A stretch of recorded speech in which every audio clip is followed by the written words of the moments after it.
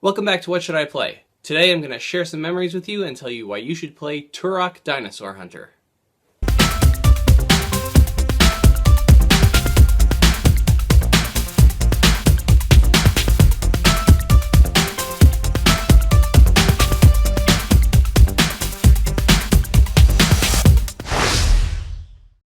Even though we're going to be talking about the 1997 Nintendo 64 game, the story of Turok actually starts over 40 years earlier, back in 1954.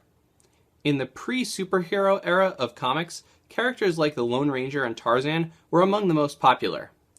Dell Comics' character Turok, Son of Stone, fit right in with these others. It followed a Native American trapped in a remote valley inhabited by dinosaurs. Since he never reached the popularity of his contemporaries, Turok's comic appearances slowly faded away over the next few decades. In 1987, former Marvel Comics EIC Jim Shooter founded Valiant Comics and decided that a Turok makeover and revival could be a headlining title. As Valiant searched for funding and investors, they were eventually bought by Acclaim Entertainment. At this time, Acclaim was looking to make games based on their in-house characters rather than licensing properties. Thus, Turok Dinosaur Hunter was born. Turok was one of the first two N64 games that I got when I received the console for Easter of 1997, and was probably the first FPS that I regularly played. Before recording footage for this review, it had easily been 15 years since the last time I played it, so the thing that stuck out most to me is how well the game held up. With the exception of the draw distances limited by the hardware, everything about Turok is great. The techno-native style allows for some interesting enemy designs, from knife-wielding warriors to cybernetically enhanced T-Rexes.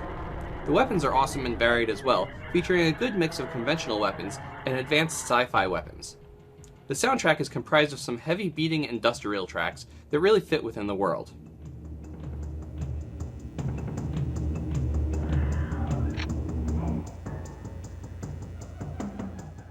The gameplay itself is very well balanced, avoiding some of the trappings of early FPS games.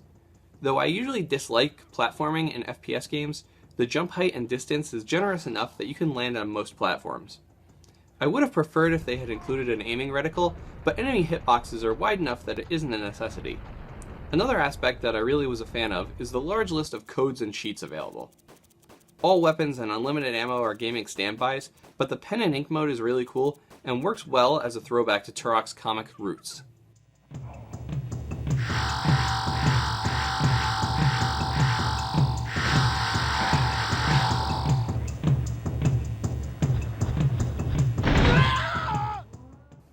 Turok Dinosaur Hunter's success led to a total of 5 sequels spread across 3 console generations.